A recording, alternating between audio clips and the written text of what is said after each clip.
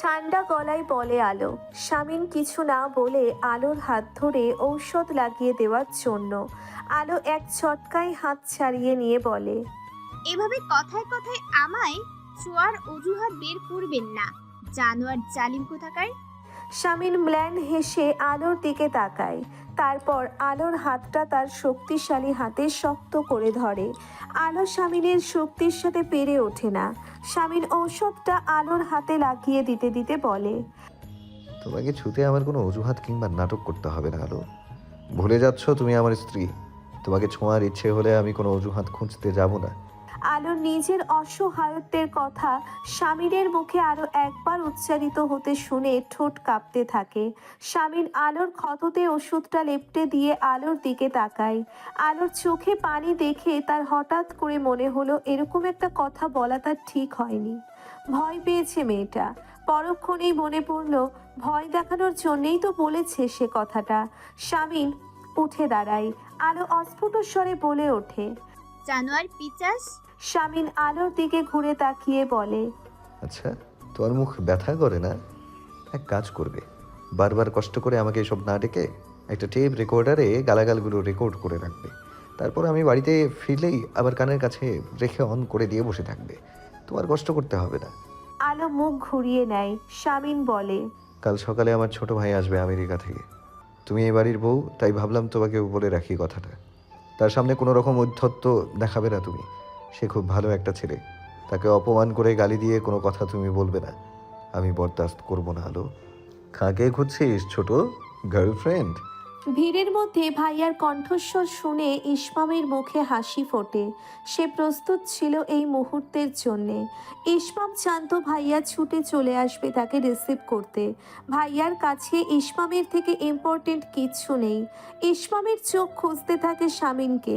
শামিন এক হাত উঁচু করে ধরে বলে, আমি এখানে ছোট, ডানে তাকা। ইসমাম ডানে তাকাতেই দেখতে পায় তার ভাইয়া তার দিকে হাসি হাসি মুখ করে তাকিয়ে আছে। সেই মুখ, সেই হাসি, সেই তীক্ষ্ণ দৃষ্টি, সেই ফিট বডি, পাঞ্জাবি পরে হাতা গুটিয়ে রাখার স্টাইল, সেই পেশিবহুল শক্তিশালী হাত, সেই সিংহের মতো টানটান হয়ে দাঁড়িয়ে থাকা।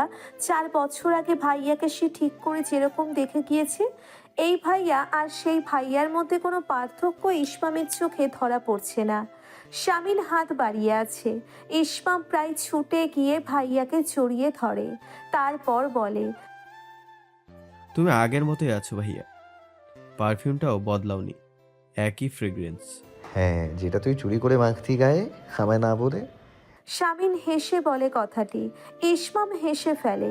ভাইয়ের কপালের দিকে তাকিয়ে বলে, ভেবেছি কপালের কাছে কিছু চুল উঠে গিয়ে টাক হয়ে গিয়েছো তুমি। ভিডিও কলে অন্যরকম লাগতো, 30-35-এর নায়কের মতন সুদর্শন দেখতে তুমি। এতটুকুও বদলাওনি তুমি, ছিটে ফোটাও না। কিন্তু তুই বদলে গিয়েছিস। তোকে এখন ব্যাটা ছেলেদের মতো লাগছে। আগের সেই বাচ্চা বাচ্চা ভাবটা নেই, সুপুরুষ লাগছে। ইসমাম হাসে। শামিন বলে, তখন এদিক ওদিক তাকিয়ে কাকে খুঁজছিলি? প্রেমিকা? তোমাকেই ভাইয়া। কথাটি বলে ইসমাম আশেপাশে তাকায়। তারপর ম্লান হেসে বলে, আমি জানতাম আর কেউ না আসুক তুমি আসবে। বাবা চেন্নাই গিয়েছে ছোট। ইলহাম আর ঈশিতাকে আমি নিষেধ করেছি আসতে। তাদের বাড়িতে কিছু কাজ দিয়েছি। ইসমাম চুপ করে থাকে। শামিন ইসমামের কাঁধে হাত রেখে বলে, চল বাড়িতে, সবাই অধীর আগ্রহে অপেক্ষা করছে তোর জন্য। ইহান খুব এক্সাইটেড। ওকে তো 1.5 বছরের দেখে গিয়েছিলি তুই। তাকে স্কুলে ভর্তি করানো হয়েছে। মেজো ভাবি কেমন আছে? ভাইয়া শুধরেছে নাকি আগের মতোই আছে? শামিন কোনো উত্তর না দিয়ে গাড়ির দরজা খুলে দেয়। গাড়িতে উঠে ইসমাম ভাইয়ের দিকে তাকিয়ে বলে, মেয়র সাহেব কোন সারপ্রাইজের কথা বলেছিলেন? কি সারপ্রাইজ? শামিন ড্রাইভ করতে করতে ইসমামের দিকে তাকায়। ঠান্ডা গলায় বলে, বাড়িতে চল, দেখতে পাবি। আগে চল বাড়িতে। দুজনের দৃষ্টি সামনের দিকে। শামিন কিছু সময় পরে বলে ওঠে, কি আবদার তোর? ইসমামের চোখ মুখ অস্বস্তিতে ছেয়ে যায়। শামিনের চোখে তা ধরা পড়ে। ঠান্ডা গলায় বলে, আমি জানি তুই এমন কিছু চাইবি না যেটা আমি তোকে এনে দিতে পারবো না, বা আমার অকাতের বাইরে। তবুও যদি এমন কিছু হয় তাহলে জেনে রাখ তোর ভাইয়া কোনো বাক্য ব্যয় না করে তোর আবদার পূরণ করবে। এত টেনশন নেই, আর কিচ্ছু নেই। ইসমাম শামিনের কথায় স্বস্তি পায় না। সে তার ভাইয়াকে খুব ভালো করেই চেনে। কখনোই ভাইয়া অদ্রিতাকে মেনে নেবে না, কখনোই না। তবু এটা ইসমামের প্রথম এবং শেষ চেষ্টা। শামিন দৃষ্টি সামনের দিকে রেখে ইসমামকে বলে, গাজীপুরের বাগান বাড়িটা বাবাকে দিয়ে তোর নামে লিখে দিয়েছি। তোর তো নিরিবিলি স্থান খুব পছন্দ, ওখানে গিয়ে সময় কাটাতে পারবি। এইসব আমার কিছুই চাই না ভাইয়া। বাবার কোনো সম্পত্তির ভাগ আমি চাই না। পরে আবার কথা শোনাবে আমি সম্পত্তির লোভে দেশে ফিরেছি। বাবার উপর তোর এত রাগ কেন বলতো? বাবা তো সব কিছু থেকে বেরিয়ে এসেছে। রাগ থাকলে আমার উপর থাকার কথা। রাজনীতি আমি করছি। ইসমাম চুপ করে থাকে। শামিন বলে, তোর জন্য একটা মেয়ে পছন্দ করে রেখেছি আমি, তোর ফুয়াদ ভাইয়ার কাজিন। ফুয়াদ আমাকে ছবি দেখিয়েছে, তোর পছন্দ হবে। মেয়েটির 14 গোষ্ঠী কেউ রাজনীতির সাথে জড়িত নেই, একেবারে তোর মনের মতো সম্বন্ধ। ইসমাম ম্লান হাসে। শামিন বলে, সিরিয়াস আমি ছোট, একবার যখন দেশে এসেছিস আর যেতে পারবি না তুই। লেখাপড়া অনেক করেছিস। নিস্তলায় শোরগোলের আওয়াজ শোনা যাচ্ছে। আলো সেদিকে কান না দিয়ে জানালার বাইরে দৃষ্টি দিয়ে তাকিয়ে আছে। এখান থেকে দৃষ্টি দিলেই দূরে তাদের কলেজের 5তলা ভবনের কিছুটা দেখতে পাওয়া যায়। আলোর বুকটা হু হু করে ওঠে। সামনের সপ্তাহে তাদের ইনকোর্স এক্সাম শুরু হবে। সবকিছু ঠিকঠাক থাকলে আলো এক্সাম দিত। এখন তো আলোর পুরো জীবনটাই অনিশ্চিত। শুধুমাত্র একটা মানুষের যে তার প্রতিহিংসার শিকার হয়েছে সে। দরজার নখ ঘোরার শব্দ হয়। আলো ঘুরে তাকায় না। পিশাচটা সকাল সকাল কোথাও বেরিয়ে গিয়েছে। নিশ্চয়ই সে ফিরেছে। ভাবি, ঋতু আলোকে ডাকে। আলো কপাল কুঁচকে তাকায়। ঋতুর হাতে কিছু বক্স। আলোর দিকে তাকিয়ে আমতা আমতা করে বলে, আপনার জিনিসপত্র সব ভাইয়ার আলমারির পাশে যে আলমারিটা আছে সেটাতেই গুছিয়ে রেখেছি ভাবি। আলো কিছু না বলে আবারও জানালার বাইরে দৃষ্টি দেয়। ঋতু হাতের বক্সগুলো বিছানার উপরে রাখতে রাখতে বলে, আমাদের শাশুড়ি মায়ের গয়না ভাবি। মা সব কিছু 3 ছেলে বউয়ের জন্য ভাগ করে দিয়ে গিয়েছিল। এগুলো আপনার ভাগের গয়না। আলোর রাগ উঠে যায়। ঋতু নামের ভীতু মেয়েটিকে দুটো মন্দ কথা শুনিয়ে কোনো লাভ হবে না আদেও, তাই সে চুপ থাকে। ঋতু একটা বক্স থেকে দুটো সোনার বালা বের করে আলোর কাছে এগিয়ে যায়। অনেকটা সাহস নিয়ে আলোর হাত ধরে বালা দুটো পরিয়ে দিতে দিতে বলে, এই দুটো কিন্তু আমার শাশুড়ি মায়ের ব্যবহার করা। এই দুটোর কোনো ভাগ হয় না। তিনি বলে গিয়েছিলেন এই দুটো তার বড় ছেলের বউ পাবে। তিনি পেয়েছিলেন আমাদের দাদি শাশুড়ি থেকে, দাদি শাশুড়ি পেয়েছিল তার শাশুড়ি মায়ের থেকে। আলো হাত সরিয়ে নেয় না। স্বামীনের পোষ্য মানুষগুলোকে কিছু বলতে ইচ্ছে হয় না আর তার। সে এক দৃষ্টিতে তাকিয়ে আছে তার হাতের দিকে। একদিকে স্বামী নিয়াসার তার পায়ে শিকল পরিয়ে দিয়েছে, আর আজ হাতে এই চুড়ি। একটু একটু করে আলোর অস্তিত্ব মিটে যাচ্ছে। ঋতু আলোর আলমারি খুলে একটা গোলাপি রঙের কাঞ্চিভরম শাড়ি বের করে বিছানার উপর রেখে বলে, গোলাপি রঙে বেশ মানায় আপনাকে ভাবি, এটা পরে নিন। আজ আমাদের ছোট দেবর আসার উপলক্ষে বাড়িতে নতুন নতুন মেহমান আসবে কিছু। ভাইয়া বলে গিয়েছে আপনাকে রেডি করিয়ে রাখতে। আজ সকাল সকাল এলেন যে? ঈশিতার কথায় শান্ত একবার ঈশিতার দিকে তাকিয়ে চোখ নামিয়ে নেয়। ঈশিতা ভালো করে লক্ষ্য করে লোকটাকে। ঘন কালো ঝাঁকড়া চুলের সুদর্শন এক যুবক। মোটা কালো ফ্রেমের চশমার আড়ালে দুটো সহজ সরল চোখ। বেশিরভাগ সময় যার দৃষ্টি থাকে মেঝের দিকে, যেন এই বাড়িতে ঢুকে সে অন্য কিছুর দিকে তাকালে স্বামী নিয়াসার মির্জা তার প্রাণ নিয়ে নেবে। ঈশিতা মৃদু স্বরে বলে, মেঝেতে কিছু খুঁজছেন? কিছু কি পড়ে গিয়েছে আপনার? তাহলে মেঝের দিকে তাকিয়ে আছেন কেন? আপনাকে দেখে মনে হয় আপনার কোনো অমূল্য সম্পদ মেঝেতে পড়ে গিয়েছে, আর আপনি সেটা খুঁজে বেড়াচ্ছেন মেঝেতে। শান্ত খুবই নিচু স্বরে বলে। শান্ত কিছু বলে না। মনে মনে সে প্রচণ্ড বিরক্ত হয়। এই বাড়িতে টিউশনি নেওয়াটা তার ভুল হয়ে গিয়েছে। এই বাড়ির কোনো লোককেই তার সুবিধের মনে হয় না। সবাই গুন্ডা প্রকৃতির। তার সামনে দাঁড়িয়ে থাকা এই মেয়েটিও তাই। কথাবার্তায় কোনো আন্তরিকতা নেই। হয়তো সে গরিব শ্রেণীর কেউ, তাই তাকে এমন ব্যবহার ফেস করতে হয়। ঈশিতা শান্তকে নিশ্চুপ থাকতে দেখে বলে, আপনাকে পরপর কয়েকটি প্রশ্ন করলাম, আপনি একটারও উত্তর দিলেন না। আপনি ইহানকে পড়ান কিভাবে, যেখানে নিজের মুখ থেকেই কথা বের হয় না? শান্ত এক প্রকার ঈশিতার দিকে তাকিয়ে চোখ নামিয়ে নিয়ে বলে,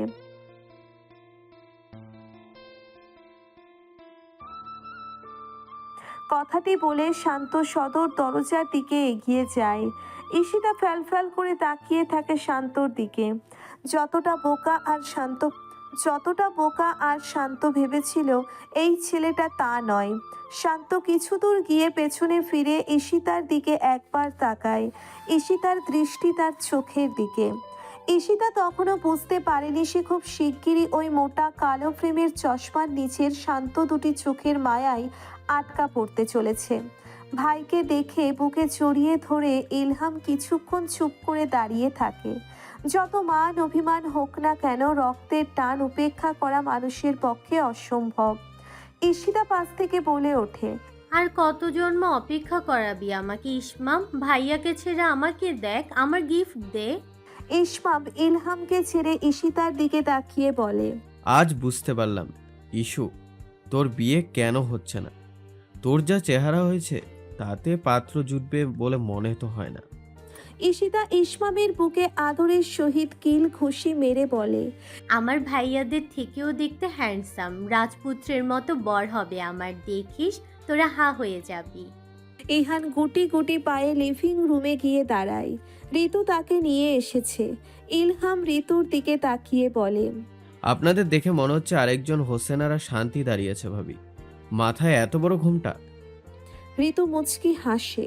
ইসমাম ইহানের দিকে তাকিয়ে আদুরে কণ্ঠে বলে, আমি ছোট বাবা তোমার। ইহান অবাক চোখে তাকিয়ে থাকে তার ছোট বাবার দিকে। ইসমাম এসে ওকে কোলে তুলে চুমু খায়। নিচে হাসাহাসির শব্দ শোনা যাচ্ছে। আলো আয়নার সামনে দাঁড়িয়ে নিজেকে একবার দেখে। গায়ে ওই লোকটার দেওয়া শাড়ি গয়না। নিজের দিকে তাকাতেই আলোর দুঃখ হচ্ছে খুব। নিচে ওই লোকটা আনন্দ করছে। আজ তার ভাই এসেছে, তার পরিবার সম্পূর্ণ হয়েছে। লোকটাকে দেখে যতদূর মনে হয়েছে লোকটা তার পরিবারের লোকদের প্রচণ্ড ভালোবাসে। অথচ এই লোকটা আলোকে তার পরিবার থেকে দূরে সরিয়ে নিজের কারাগারে বন্দি করে রেখেছে। ইসমাম এদিক ওদিক তাকিয়ে বলে, ভাইয়া বলেছে সারপ্রাইজ আছে। কি সারপ্রাইজ? এখানে তো কোনো সারপ্রাইজ নেই। সবাই মুখ চাওয়াচাই করতে থাকে। স্বামী ইসমামকে সোফায় বসার নির্দেশ দিয়ে নিজেও বসে। ইহান তার ছোট বাবার কাছ থেকে উঠে গিয়ে বড় বাবার কোলে বসে পড়ে। স্বামী ইসমামের দিকে দৃষ্টি দিয়ে ঠান্ডা গলায় বলে, আমি বিয়ে করেছি ছোট। ইসমাম প্রথমে বুঝে উঠতে পারেনি ভাইয়ের কথা। কয়েক মুহূর্ত সময় নিয়ে সে যেই না সবটা বুঝেছে অমনি চাপা স্বরে চেঁচিয়ে বলে, রিয়েলি? ভাইয়া মজা করো না তো। স্বামীর মৃদু হেসে মাথা নাড়ায়। ঋতু এবং ঈশিতা একে অপরের দিকে শুকনো মুখে তাকায়। এত বড় একটা কথা তুমি এখন বলছো ভাইয়া? এটা কোনো কথা? আমি খুব করে চাইতাম তুমি বিয়ে করো, আর তুমি আমাকে না জানিয়েই। ইলহাম ইসমামকে থামিয়ে দিয়ে বলে, তোকে সারপ্রাইজ দিয়েছে, এত ক্ষেপে যাচ্ছিস কেন তুই? ইসমাম অভিযোগের সুরে বলে, খেপে যাচ্ছি না, আমি সবার জন্য কত গিফট নিয়ে এলাম, সেখানে নতুন ভাবিকে খালি হাতে দেখবো? এটা একটা লজ্জায় ফেলে দিলে তুমি ভাইয়া। আচ্ছা, নতুন ভাবি দেখতে কেমন? ফুলের মা পাশ থেকে বলে ওঠে, একেবারে হিন্দি সিনেমার নায়িকা দিব্যা ভারতীর মতো ছোট ভাইজান, কিন্তু গায়ের রং একটু চাপা এবং একটু খাটো। তো বড় ভাইজানের পাশে খুব মানাইছে, মাশাল্লাহ মাশাল্লাহ। ইসমাম হেসে ফেলে। তোমার বর্ণনা শুনে আমার তো আর তর্স হয়েছে না ফুলির মা। আমাদের দিব্যা ভারতী কোথায়? ডাকো তাকে, নাকি ভাইয়ার ঘরে গিয়ে দেখবো? তুই বস, ঋতু ডেকে আনছে। স্বামী ইসমামকে কথাটি বলে ঋতুর দিকে তাকায়। ঋতু মাথা নাড়িয়ে সিঁড়ির কাছে যায়। ইসমাম ভাইয়ের দিকে তাকিয়ে বলে, কবে করলে বিয়ে? 4-5 দিন আগে। নির্বাচনী ঝামেলার মধ্যে কি এমন তাড়া ছিল? প্রেমের বিয়ে নাকি ভাইয়া? কখনো তো বলনি আমাকে। বাবা জানে? ভাবি, আয়নায় নিজের প্রতিবিম্বের থেকে চোখ সরিয়ে ঋতুর দিকে তাকায়। দরজার বাইরে থেকে উকি দিয়ে ডাকছে আলোকে। নিস্তেজ কণ্ঠে আলো বলে, আবার কি, শাড়ি গয়না তো পরেছি। ঋতু ভেতরে ঢোকে, আলোকে একবার তাকিয়ে দেখে কি সুন্দর মুখশ্রী। তার ভাসুর এমনি এমনি দিবানা হয়নি। সোনার গয়নাগুলো পরে একেবারে নতুন বউয়ের মতো লাগছে আলোকে। চোখ ফেরানো দেয়। আলো তার দিকে কপাল কুঁচকে তাকিয়ে আছে। ঋতু বলে, নিচে চলুন ভাবি, ভাইয়া ডাকছে। আমি কেন নিচে যাব? তার দরকার থাকলে তাকে এখানে আসতে বলো। আপনাকে নিচে নিয়ে যেতে বলছে। তার ছোট ভাই এসেছে, সম্পর্কে আপনার দেবর। তাতে আমার কি? যাকে স্বামী বলে স্বীকার করি না তার ছোট ভাইকে দেবর বলছো কেন? কঠিন গলায় বলে আলো। ঋতু বলে, চলুন ভাবি, জেদ করবেন না, 2 মিনিট থেকেই চলে আসবেন। আলো একটা দীর্ঘশ্বাস ছেড়ে ঋতুর পিছু পিছু সিঁড়ির দিকে যায়। সিঁড়ি বেয়ে নামতে নামতে হঠাৎ করে সে থমকে দাঁড়ায়। নিচে সবাই কথা বলছে। ইয়াসার মির্জা, ইলহাম মির্জা ছাড়াও অন্য একটি পুরুষ কণ্ঠ আলোর কানে যেতে সে চমকে ওঠে। সে কি সত্যিই শুনছে নাকি তার ভ্রম? ঋতু আলোকে দাঁড়িয়ে পড়তে দেখে বলে, আসুন ভাবি। আলো কাঁপছে, তার মস্তিষ্ক কাজ করছে না। অত্যন্ত পরিচিত ওই পুরুষ কণ্ঠটি তার মস্তিষ্কে তীরের ফলার মতো আঘাত করছে। সে দ্রুত পায়ে হেঁটে সিঁড়ির থেকে নামে। লিভিং রুমে সবাই বসে আছে। আলো অচেনা পুরুষটির চেহারা দেখতে পায় না। সে ওদিকে ফিরে বসে তার ভাইয়ার সাথে কথা বলছে। ক্রমে ক্রমে আলোর অস্বস্তি বেড়ে চলেছে। স্বামী নিয়াসার আলোকে দেখতে পায়। হুট করে তার চোখ চলে যায় আলোর হাতের দিকে। তার মায়ের ছুরিতে এই মেয়েটার হাত দুটো সজ্জিত হয়েছে। খুবই ভালো লাগছে দেখতে। আলো ধীর পায়ে হেঁটে এগিয়ে যেতে থাকে। ফুলের মা চেঁচিয়ে বলে ওঠে, ছোট ভাইজান, বড় ভাবি আয়সা পড়ছে। ইসমাম উঠে দাঁড়িয়ে মাথা ঘুরিয়ে তাকায়। আলো আরও 2 কদম এগিয়ে যেতেই দাঁড়িয়ে পড়ে। ইসমাম আলোর মুখের দিকে তাকিয়ে আছে। হাসিতে প্রশস্ত হয়ে থাকা ঠোঁটজোড়া হঠাৎ করে অন্য রূপ ধারণ করেছে, কাঁপছে কিছুটা। আলো ইসমামের চোখের দিকে তাকিয়ে আছে। সেই চোখ, সেই নাক, সেই ভ্রু যুগল, সেই থুতনির নিচের টোল। আলো ভুল দেখছে না, কিছুই ভুল দেখছে না সে। তার মস্তিষ্কে অনবরত কেউ হাতুড়ি পেটাচ্ছে, কেউ দামামা বাজিয়ে যাচ্ছে। অদৃশ্য কেউ চিৎকার দিয়ে বলছে, তুই ঠকেছিস আলো, তোকে ঠকানো হয়েছিল। ইসমাম বুঝতে পারছে না সে কি করবে। তার পায়ের দিকটা হঠাৎ করে অসাড় হয়ে যাচ্ছে। ধীরে ধীরে পুরো শরীরে তা ছড়িয়ে পড়ছে। শামিন ইসমামের পাশ থেকে বলে ওঠে, তোর বড় ভাবি অদ্রিতা আলো, চিনিস ওকে তুই? ইসমাম বোকার মতো তার ভাইয়ের দিকে তাকায়। তাকায় আলোর দিকে, ঈশিতার দিকে, ইলহামের দিকে, ঋতুর দিকে, ফুলির মায়ের দিকে, ইহানের দিকে। সে ফ্যালফ্যাল করে দেখছে প্রত্যেকের মুখ। এটা কি কোনো ষড়যন্ত্র? তার সাথে সবাই মজা করছে নাকি? আলো খেয়াল করলো সে হঠাৎ করে সামনে দাঁড়িয়ে থাকা মানুষটাকে 2 বার দেখছে। মনে হচ্ছে দুজন দাঁড়িয়ে আছে তার সামনে। দুজন ইসমাম, দুজন প্রতারক, দুজন ধান্দাবাজ, দুজন মিথ্যুক। মনে মনে বলতে থাকে, তুই শক্ত থাক আলো, দোহাই তোর, তুই দয়া করে শক্ত থাক। আলোর ভেতরে যে আলো আছে সে আলোর অনুরোধ রাখে না। তীব্র অভিমান, ঘৃণা, আঘাতে জর্জরিত হয়ে লুটিয়ে পড়ে মেঝেতে। ঋতু চেঁচিয়ে ওঠে। বড় ভাবি। ওখানে দাঁড়িয়ে থাকা প্রত্যেকে অবাক হয়ে মেঝেতে পড়ে থাকা অচেতন আলোকে দেখতে থাকে। কয়েক মুহূর্ত কেটে যেতেই শামিন ছুটে যায় আলোর কাছে, ঝুঁকে বসে পড়ে মেঝেতে। আলোর গালে আলতো করে চাপড় মেরে গম্ভীর কণ্ঠে ডাকতে থাকে, আলো, আলো। ইসমাম শামিন আর আলোকে দেখতে থাকে।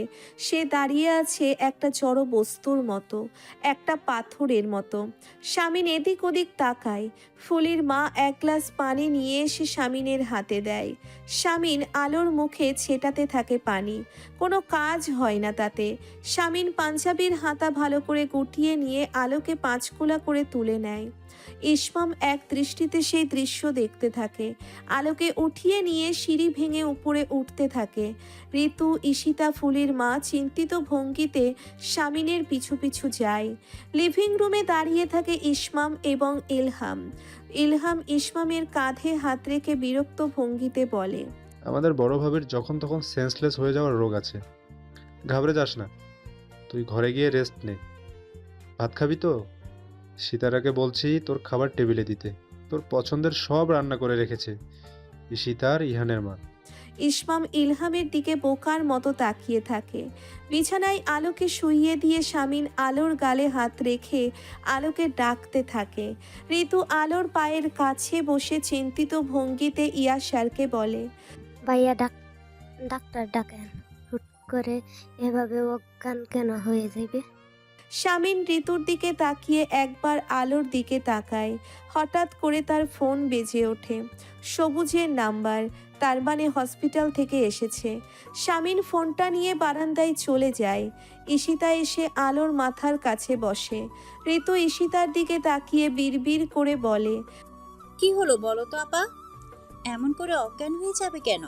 পাশে দাঁড়িয়ে থাকা ফুলির মা নিচু স্বরে বলে ওঠে, চিন্তা কইরেন না ভাবি, অজ্ঞান হয় নাই। বড় ভাবি নতুন নতুন জন্ম নিরু বড়ি খায়, তাই হয়তো এমনি মাথা ঘুরে পড়ে গেছে। বিয়ার পর পর আমিও ওইসব খাইতে পারতাম না, শুধু বমি হইতো আর মাথা ঘুরতো সারাদিন। এখন গা সইয়া গেছে। ঋতু কপাল কুঁচকে ফুলির মায়ের মুখের দিকে তাকিয়ে বলে। চুপ করবে তুমি? শামিন ফোনে কথা বলে ঘরে এসে ঈশিতার দিকে তাকায়, তারপর বলে, ডাক্তার পাঠিয়ে দিচ্ছি, আমাকে একটু বের হতে হবে। জামিরের অবস্থা ভালো না, একটু। ঈশিতা কোনো জবাব দেয় না। আলোর জন্যে ভাইয়ার মধ্যে উৎকণ্ঠা দেখে সে কিছুটা অবাক হয়। শামিন সিঁড়ি বেয়ে নিচে নেমে দেখে ইসমাম এখনো লিভিং রুমে দাঁড়িয়ে আছে। সে চেঁচিয়ে বলে, তুই কি নতুন এ বাড়িতে এখনো দাঁড়িয়ে আছিস? উত্তর পাশের ঘরটা সাজিয়ে রেখেছি, ঘরে গিয়ে রেস্ট নে। আমি 1 ঘন্টার জন্য বাইরে যাচ্ছি, এসে কথা হবে। শামিন তাড়াহুড়ো করে চলে যাওয়ার সময় দেখল না সে তার আদরের ছোট ভাইটাকে কিভাবে কতটা জঘন্যভাবে ভেঙে চুরে দিয়ে গিয়েছে। খেয়ালই করল না শামিন ইয়াসার মির্জা। হসপিটালে পৌঁছে শামিন গাড়ি থেকে নেমে দেখে ফুয়াদ দাঁড়িয়ে। শামিনের দিকে তাকিয়ে বলে, ইসমাম এসেছে? কিছুক্ষণ আগে। না আসলেও পারতি, আমরা দেখছি অবস্থা স্টেবল এখন কিছুটা। শামিন একটা স্বস্তির নিঃশ্বাস ফেলে হাতের ফোনের দিকে তাকায়। তারপর একজন ডাক্তারকে ফোন করে বলে, আপনি পৌঁছেছেন? হ্যাঁ, আপনি পৌঁছেছেন ডক্টর? হ্যাঁ দেখুন, আচ্ছা রাখছি। ফুয়াদ অবাক হয়ে বলে, ডাক্তার কার জন্য? কে অসুস্থ? হ্যালো। কি হয়েছে? হঠাৎ করে সেন্সলেস হয়ে গিয়েছে। ফুয়াদ চিন্তিত ভঙ্গিতে বলে, কি যে একটা অবস্থা, তুই কি করতে চাইছিস কিছু বুঝতে পারছি না। কিছু বুঝতে হবে না, জামিলের কাছে চল। ডাক্তার পৌঁছানোর কিছুক্ষণ আগেই আলোর জ্ঞান ফিরেছে। চোখ খুলে পিটপিট করে তাকিয়ে দেখছে সবাইকে। ঋতু নিচু স্বরে ডাকতে থাকে, ও ভাবি, শুনতে পাচ্ছেন? আপনার কি কোথাও কষ্ট হচ্ছে? আলো একটা দীর্ঘশ্বাসের সাথে চোখ দিয়ে দুফোঁটা পানি ছেড়ে দেয়।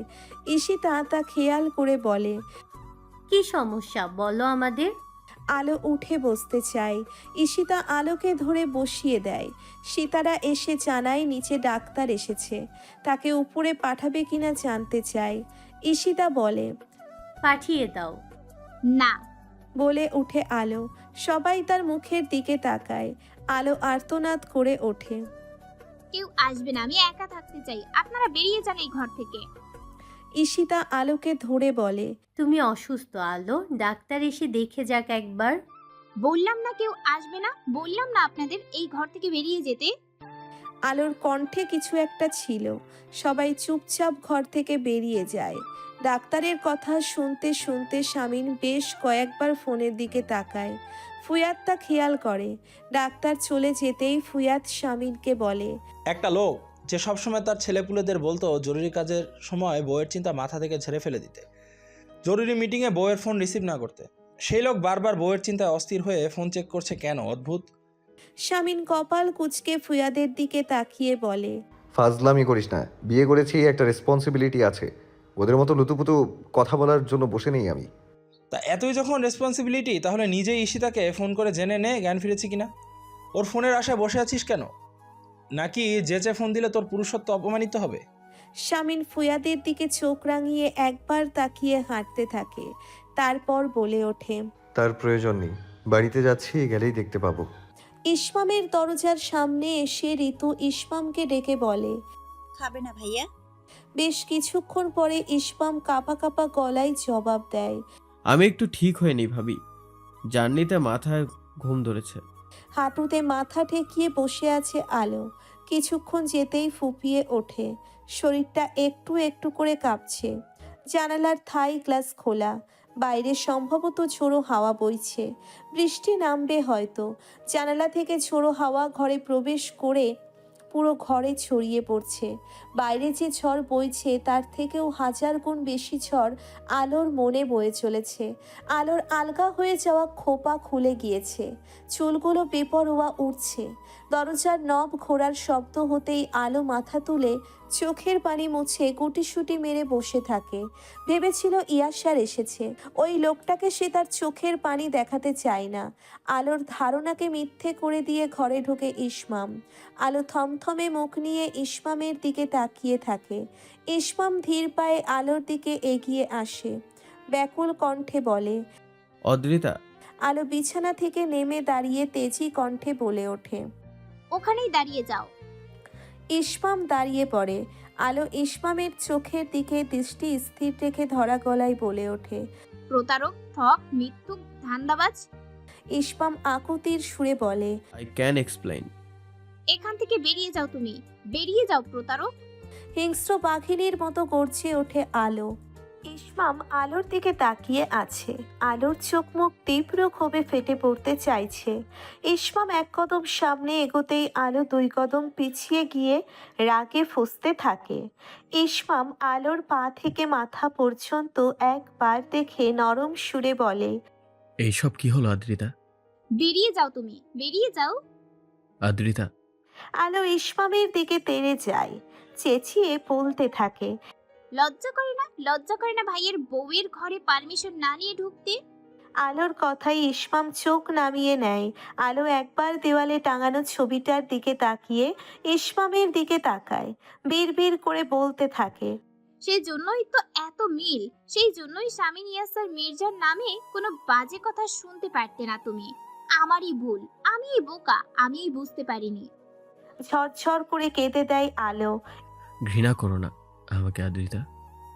তোমাকে হারাতে চাই না আমি, তাই বলিনি সত্যটা। ইসমামের এই কথায় আলো দু চোখে পানি নিয়েও তাচ্ছিল্যের হাসি হাসে। তেজি কণ্ঠে বলে ওঠে, হারাতে চাওনি, হারিয়ে তো ফেলেছো। বেশ হয়েছে, বেশ হয়েছে। এটাই তোমার উচিত শিক্ষা। ইসমাম আহত চোখে আলোর দিকে তাকিয়ে থাকে। আলো বলতে থাকে, বাবা টিচার, মা গৃহিণী, বাবা মা সম্পর্কে মিথ্যা বলতে বাদলো না একটু? তুমি তো স্বামী ইয়াসার মির্জার চেয়েও নিকৃষ্ট। ছলনা করে পেতে চেয়েছিলে আমায়, নাকি কখনো চাওনি? ভেবেছিলে কিছুদিন টাইম পাস করে ছেড়ে দিয়ে লাপাত্তা হয়ে যাবে। আদ্রিতা নামে বোকা মেয়েটা টেরই পাবে না। আদ্রিতা, ইসমাম আর কিছু শুনতে চাইছে না আলোর মুখে। আলো বলতে থাকে, ধিক্কার জানাই তোমাকে। তোমার থেকে তো স্বামী ইয়াসার ঢের ভালো। যা করেছে সামনাসামনি করেছে। তোমার মতো প্রতারণা করে। আর কিছু বলতে পারে না আলো। পুরো শরীর ভেঙে কান্না আসছে। কাঁদতে কাঁদতে বেছেতে বসে পড়ে। ইসমাম আলোর দিকে অসহায়ের মতো দৃষ্টি দিয়ে তাকিয়ে থাকে। কয়েক মুহূর্ত পরে কান্নাটা দমিয়ে আলো বলে ওঠে, একেবারে স্বামী ইয়াসার মির্জার হাতে গড়া পাষণ্ড তুমি। একবার ভাবলে না একটা মেয়ের ইমোশন নিয়ে এভাবে খেলা ঠিক না? কি উদ্দেশ্য ছিল বলো? তুমি ভালো করেই জানতে তুমি মির্জা বাড়ির ছেলে। জানতে পারলে আমি তোমাকে বরখাস্ত করব না। তবুও কোনো উদ্দেশ্য, কোন আশায় তুমি রিলেশন কন্টিনিউ করেছিলে বলো? ইসমাম কিছু বলে না। আলো চেঁচাতে থাকে, বেরিয়ে যাও, বেরিয়ে যাও এখান থেকে। ওই মুখ আমি দেখতে চাই না। বেরিয়ে যাও প্রতারক। আলো চেঁচাতে থাকে। শেষের কথাটা অত্যন্ত উচ্চস্বরে বলে আলো। নিচতলা থেকে আলোর চিৎকার শোনা যাচ্ছে। ঈশিতা ঋতুর দিকে তাকিয়ে বলে। ঋতু চিন্তিত ভঙ্গিতে স্বামীনের ঘরের সামনে গিয়ে দাঁড়ায়। ইসমাম ধীর পায়ে ঘর থেকে বের হয়। ঋতু অবাক হয়ে ইসমামের দিকে তাকিয়ে আছে। ইসমাম ঋতুর দৃষ্টি সম্পূর্ণ অগ্রাহ্য করে নিজের ঘরে ঢুকে দরজা বন্ধ করে দেয়। লিভিং রুমে ঢুকে শামিন দাঁড়িয়ে পড়ে। ঈশিতা আর ঋতু তার দিকে তাকিয়ে আছে। শামিন গম্ভীর কণ্ঠে বলে, জ্ঞান ফিরেছে? ডাক্তার কি বলেছে? ডাক্তার দেখানো প্রয়োজন হয়নি, জ্ঞান তার আগেই ফিরেছে। একটু আগে গিয়ে দেখি জ্বর এসেছে হঠাৎ। শুকনো মুখে বলে শামিন। সিঁড়ির দিকে যায়, তারপর দাঁড়িয়ে ঋতুর দিকে তাকিয়ে বলে, ইসমাম কিছু খেয়েছে? কি আর খাবে ভাইজান, বড় ভাবি যে ব্যবহারটা করলো তারপর আর খাবার পেটে যায়? মানে? গম্ভীর কণ্ঠে শব্দটি উচ্চারণ করে শামিন ভ্রুকুচকে তাকিয়ে আছে ফুলি মায়ের দিকে। ফুলির মা বলতে থাকে,